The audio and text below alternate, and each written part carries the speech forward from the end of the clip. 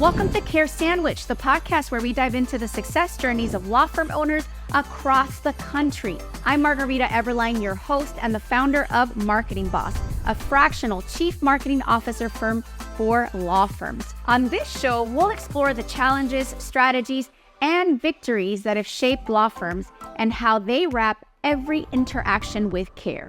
Because we believe that caring isn't just a value, it's a strategy for success. So grab your favorite sandwich, sit back, and let's dig into a conversation filled with insight, inspiration, and of course, a lot of care.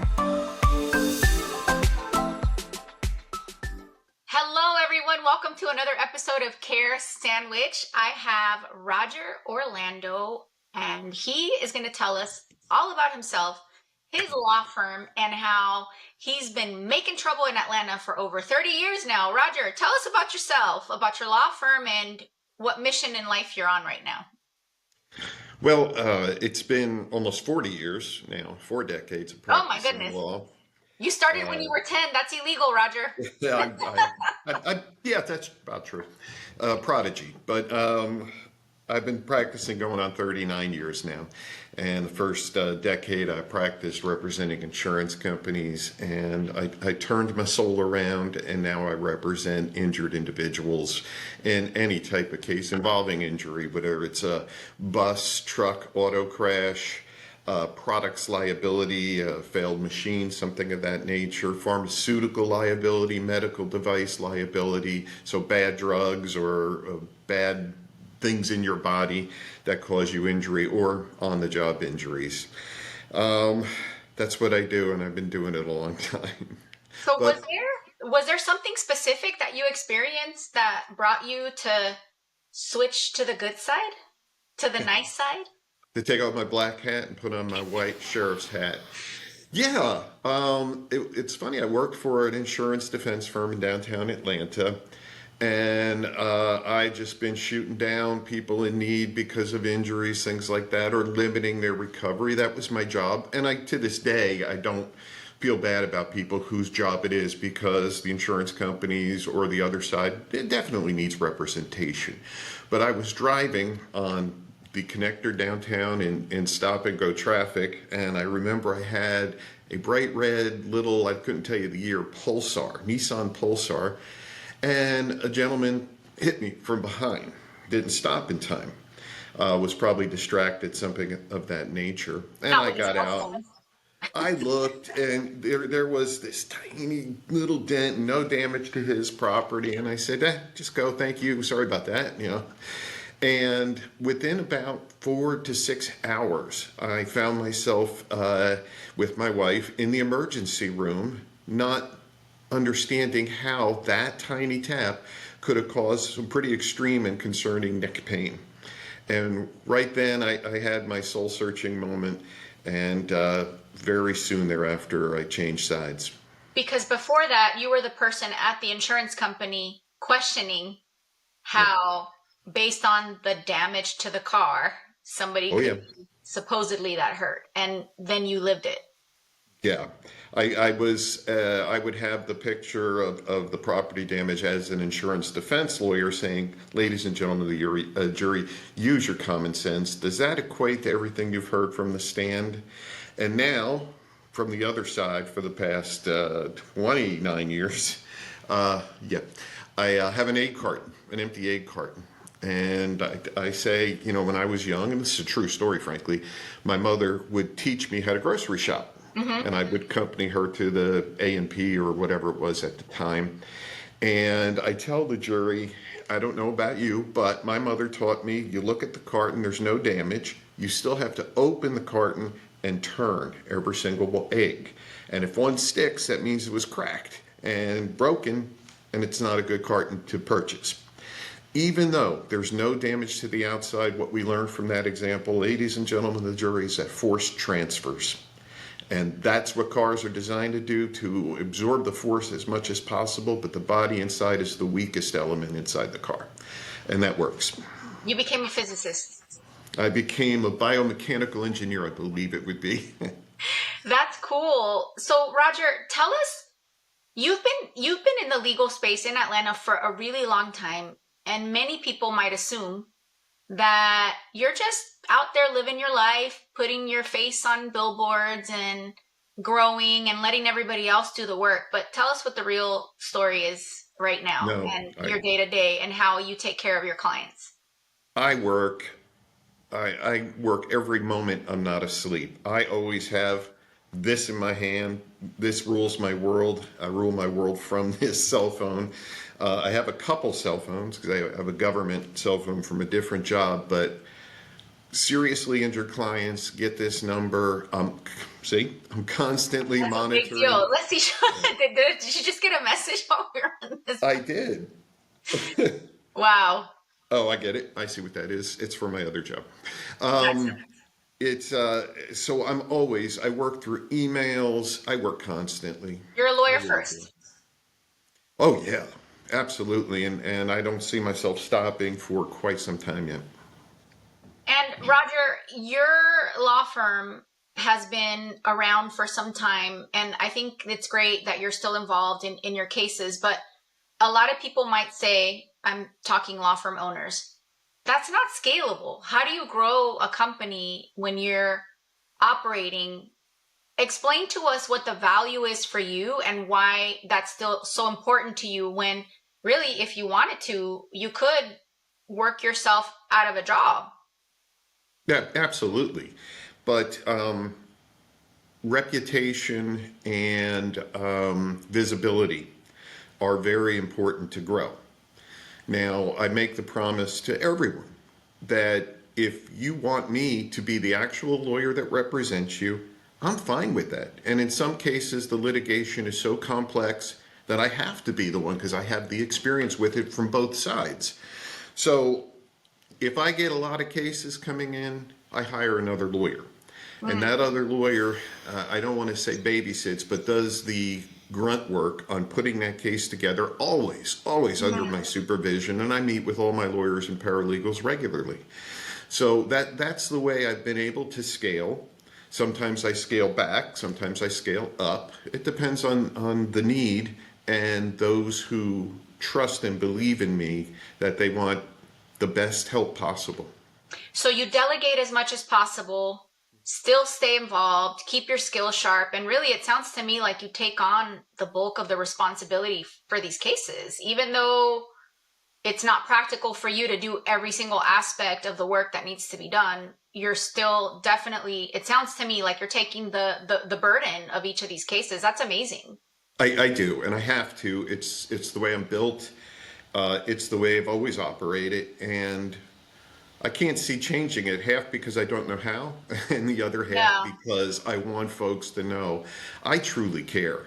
And when they're, for instance, I get from time to time a question, what do you think my case is worth? And I said, I'll give you a really broad spectrum of what it's worth, but I don't know until you get done treating and we know what your maximum medical improvement or end condition is, because your health is more important before money.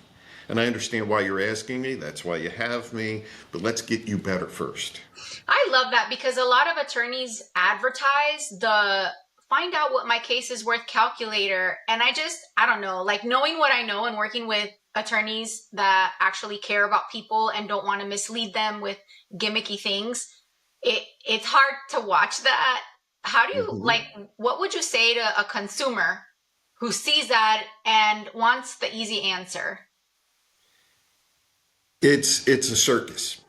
It is a circus. It really is. And if you want to take your kid to the circus, you're doing that at great risk to yourself. Yeah. When I was a defense lawyer, not only did I have the use your common sense pictures, but I would say, ladies and gentlemen, so what are we here for? This is just another reason of I had my wreck, now where's my check?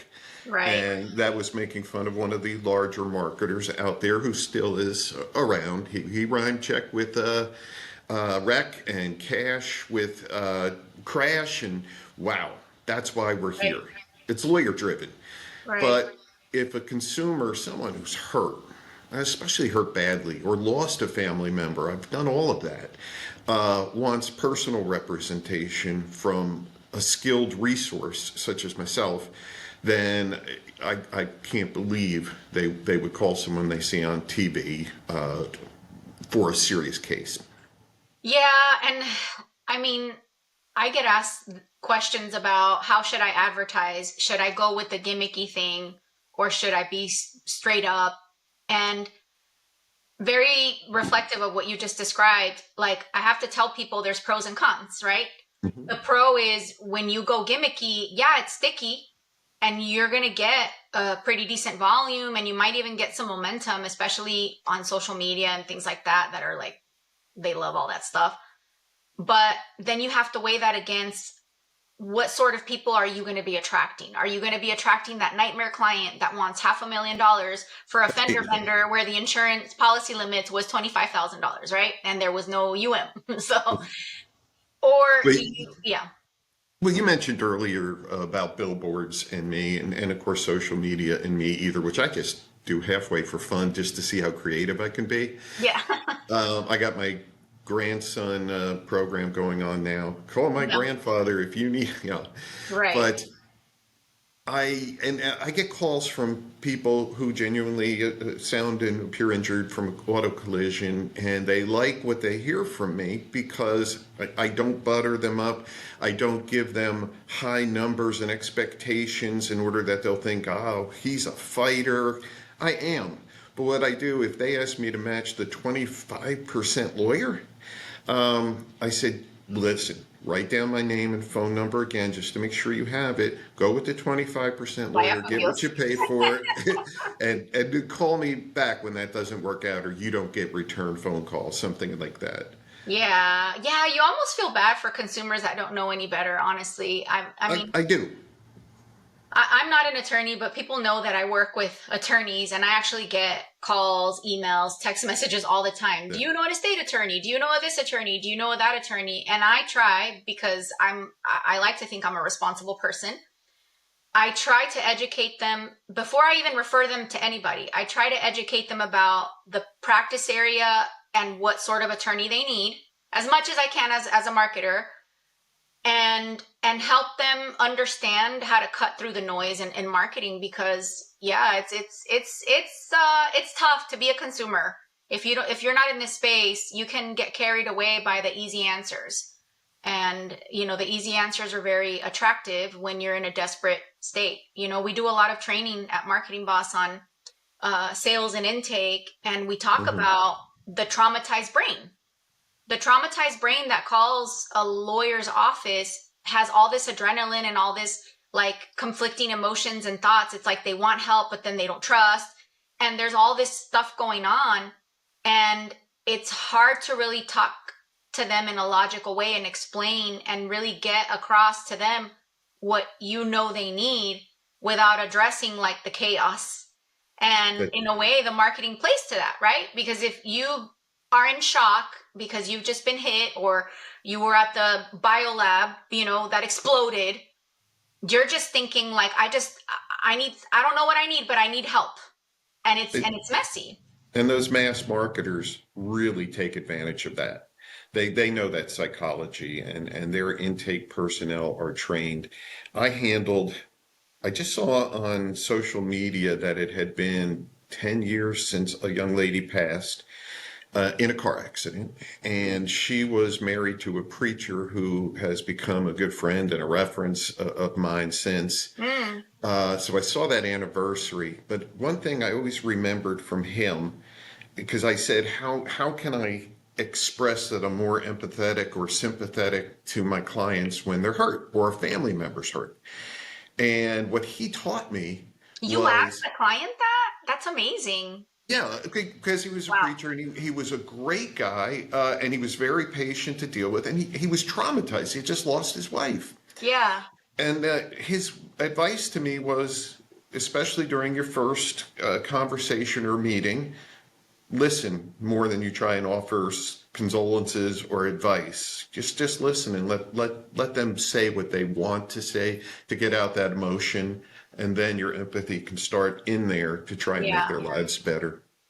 I love that. And by the way, kudos to you because I don't know very many attorneys that are wanting to know how to best connect and how to best be empathetic.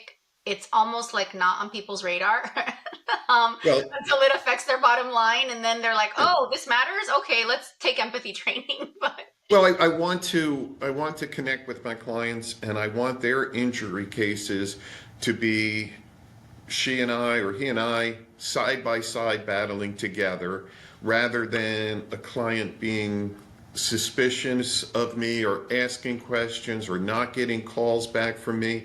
They get a guarantee letter at the beginning of representation, says, excluding weekends, you get a call back within 24 hours, most often the same day.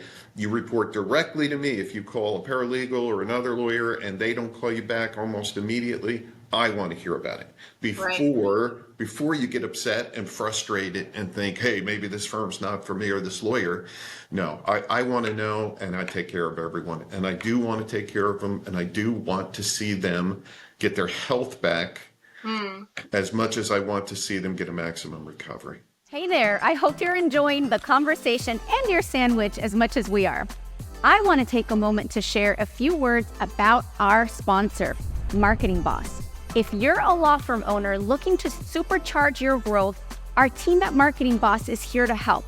We've got over a decade of experience and a proven track record, and we specialize in growing law firms like yours with data-driven marketing leadership. So if you own a law firm and you're ready to get a predictable, steady flow of cases from your marketing, let's connect at marketing-boss.com. Yeah, and to expand on the scenario that you mentioned in that dynamic, we teach in Connect Convert that if you're getting a lot of questions, it's because at some point you didn't build trust. Like that person's not really trusting you.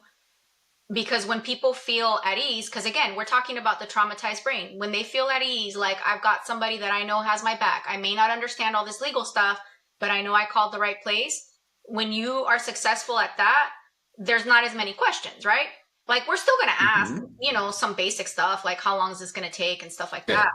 But I'm talking about the questions where they want to get into the nitty gritty of like the detail of what's going to be involved and where do I have to go and what do I have to do?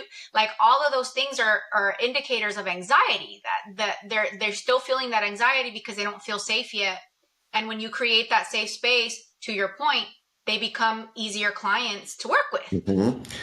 I want my clients to be concerned with regaining their health or overcoming their injuries or regaining their lives in a lot of cases, not with the nitty gritty. But that same guarantee letter that I give every new client or family says the minute you don't understand what's going on, or if you want to talk about the game plan at any time you're interested, Amazing. call me or come in and sit with me. And I'll go over it with you because I've done it thousands and thousands and thousands of times. I know where they're going, and I know how value shapes in cases, and I could help shape that value with my clients as long as they are patient and concerned about their own health more than a money grab. And I'm going to get them the money. I'm going to get them the money as soon as they know where their health is. A lot of times, from time to time, I'll get a client who's desperate for cash and will force me to take a $30,000 case and settle it for $17,000. And as long as they understand I would have gotten them more, I got to do, because the client's the boss. I work for them. That's why I want to be available. And every single one of them has to feel like the bank president when they call me or come into the office. And I train all my staff, and I'm just naturally that way too.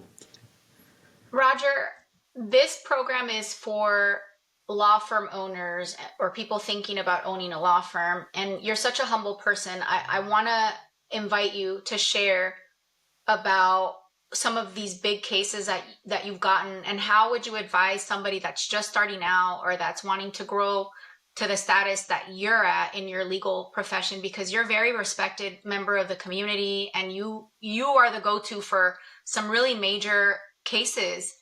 Talk to us about that. Like share about that. You're so humble. You haven't mentioned any of them. So I'm like pulling them out of you so you can brag a little bit. I mean, you've handled some big cases. I've handled big cases into the tens of millions in settlement nationwide. But in terms of law firm growth. If someone does take the plunge, boy, it's great to be your own boss. Sometimes you're being your own boss, you think your boss is a pain in the ass, but at other times, anytime I fire myself, I hire myself back. Yeah. But the key to marketing is to start in small circles and then expand from there. So I tell people to think about a church bulletin, to think about a neighborhood magazine, to join certain groups, a business association, anything like that. I'm a City of Tucker councilman. I'm at Tucker City Hall right now. I've met so many people that way, and I get referrals to me once people get to know that I'm caring about the citizens of an entire 20,000 square foot city, like 38,000 people. I'm caring about them every day, and I'm going to their homes and meet them. I'm going to give you away my number one marketing tip. You ready? And if anyone conflicts with my state on this, I'll be really upset.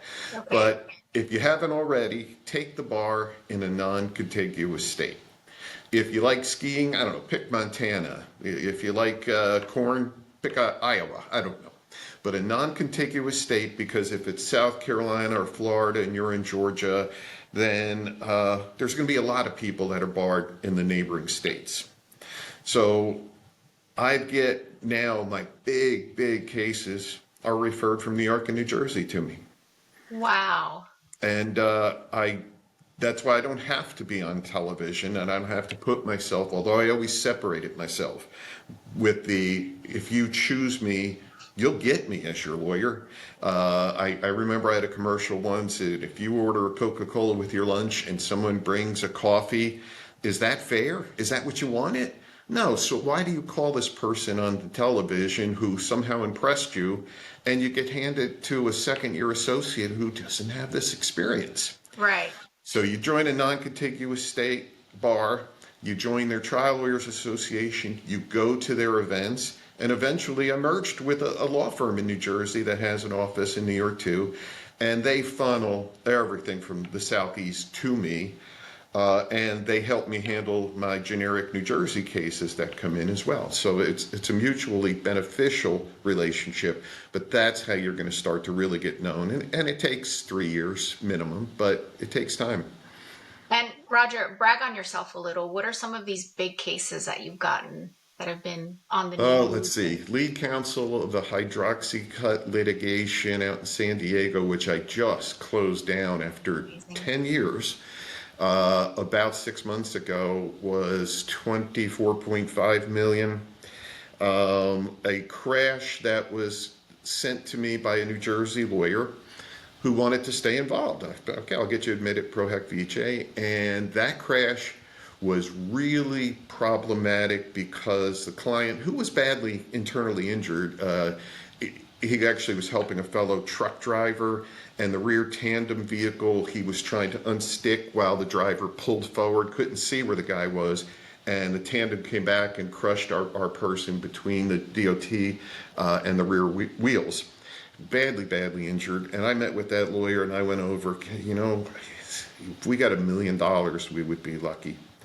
But the defense lawyer was super nice. I treat all defense lawyers, you've got to do something really bad to get treated other than with respect by me. Wow. They hold the checkbook. And why punish your clients for the lawyer's own ego? Can you say that again for the people in the back, please? Yeah. So that case actually settled for $2 million. And wow. Then I represented a 4-year-old boy from New Jersey whose father, this was 2 years ago, father was killed in a crash on the side of Interstate 85 here at about 6 a.m. from someone who had meth in their system and was DUI. And there turned out to be $500,000 liability coverage and a $5 million excess policy, but that policy excluded payment for punitive damages, or those damages to punish someone called exemplary damages. So if you're driving drunk and you hit someone, you may be liable to be punished. But I handled that case in such a way that I got into that policy, pretty far into it, at just shy of $4 million for that 4-year-old now, 6-year-old boy up in New Jersey. Wow. And I took good care of them. And the mom, I guided them by hand every time. I gave her my cell phone. She actually called fairly frequently, but her questions were good and her concerns were valid. And we worked together, and she gave me a 5-star review and everything was done. I thought that was a nice surprise. So there's 3 examples.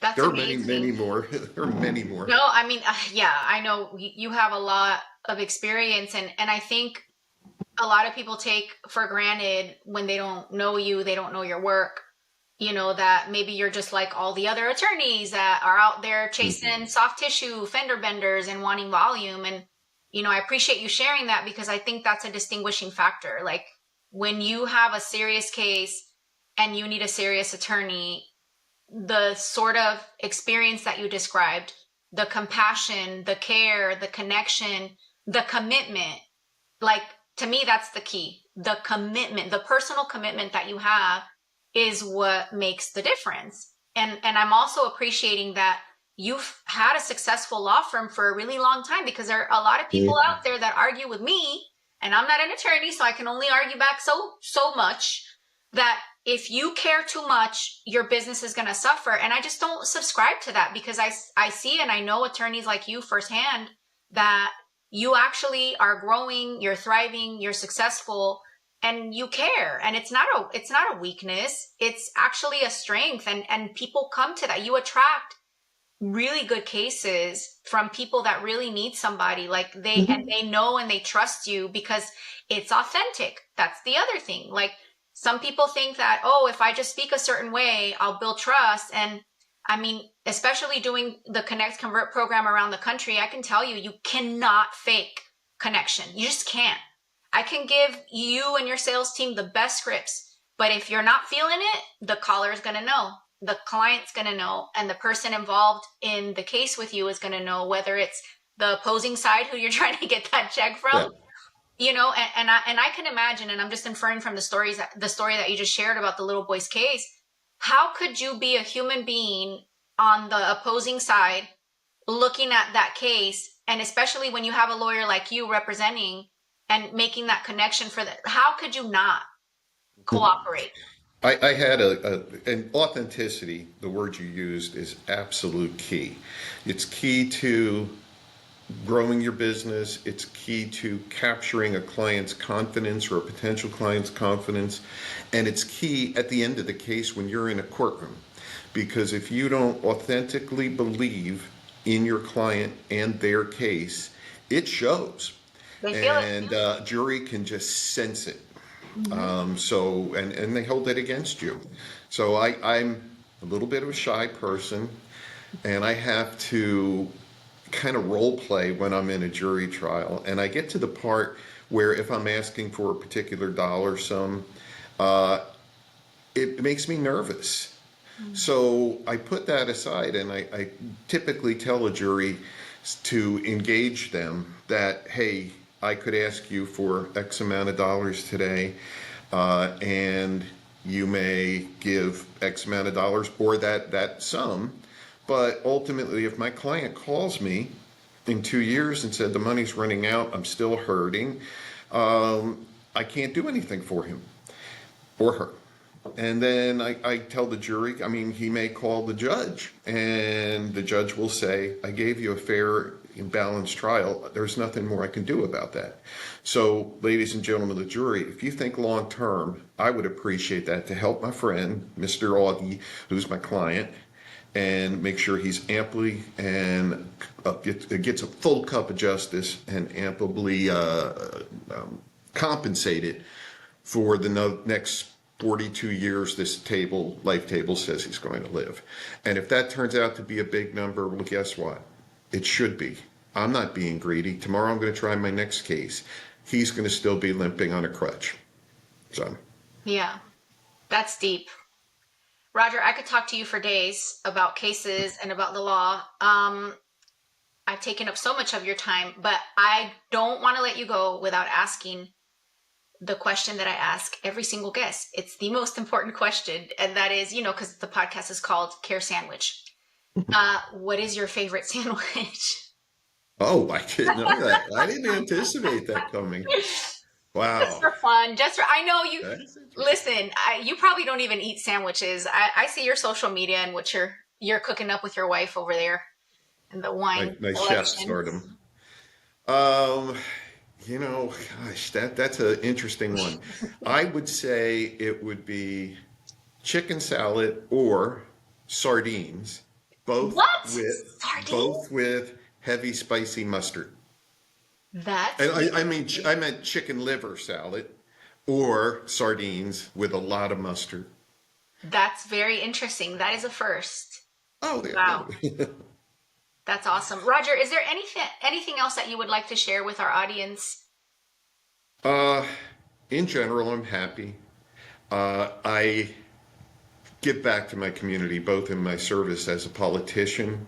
I get paid to do it, but it's Just nothing. a little bit. Yeah, it's nothing. And I'm happy because even the first year, was it 2020 of the pandemic? I had cases settled because the little ones would not, because the insurance adjusters thought they're never going to get to trial and we'll just hold on to the money and invest it. I was able to donate $20,000 that year to a food pantry. Wow. I also, after my wife raised our three great children, all adults now, my wife went back to college, and I was able to pay for her college tuition, got a graduate degree, and now she works in a food pantry. And that's our passion. And this job and the dedication I put into my clients and into my staff and employees and the judicial system helps me give back. And I do, 1,000 turkeys every year to a food ministry, at the beginning of November. All stuff that makes me feel good about myself. I don't do it primarily for marketing. I don't think that's the place or No, the time it's to like be pulling marketing. teeth to get you to take pictures so that we can put it in the email blast. Oh. I'm like, But that's because that's not that's why you do it. I finding get it. that's finding fulfillment. And we got 4 rescue dogs at home, all huge. I Oh give my food to gosh. the DeKalb Animal Shelter from time to time. If you realize in your own life how insignificant you are as a person, of the 200 billion people who have lived, whatever it might be, and once you give up that ego and just want to help people, help my clients, help food insecurity or hungry, help with their rent, anything like that, then you're going to find self-fulfillment and potentially meeting the Lord, a job well done. So, That's beautiful. I'm with it. I think the more we give, the more we receive for sure. Roger, yeah. it's been great. Thank you all for tuning in to this latest episode of the Care Sandwich. Roger, where can people find you if they want to get a hold of you to refer you a case or to talk to you about their case? You can find me. I got a number of websites. The one I basically brand is atlanta.law, Law. But if you remember my name, you can go to orlando.law. Or you just find me strolling around Main Street, Tucker, talking to people, things like that. But atlanta.law.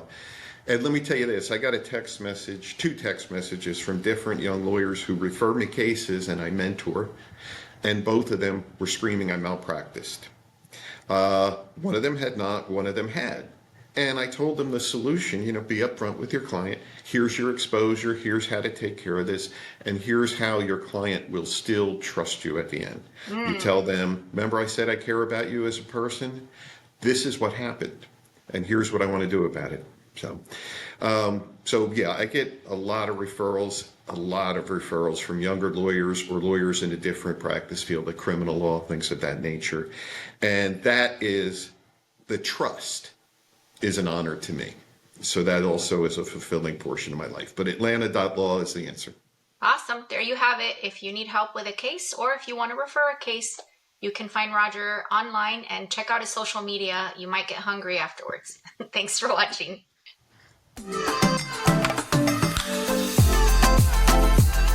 Thank you for joining us on this episode of Care Sandwich. Remember, the way we care for our clients, our teams, and ourselves can make all the difference in our success. Until next time, keep caring, keep growing, and I'll see you on the next episode of Care Sandwich.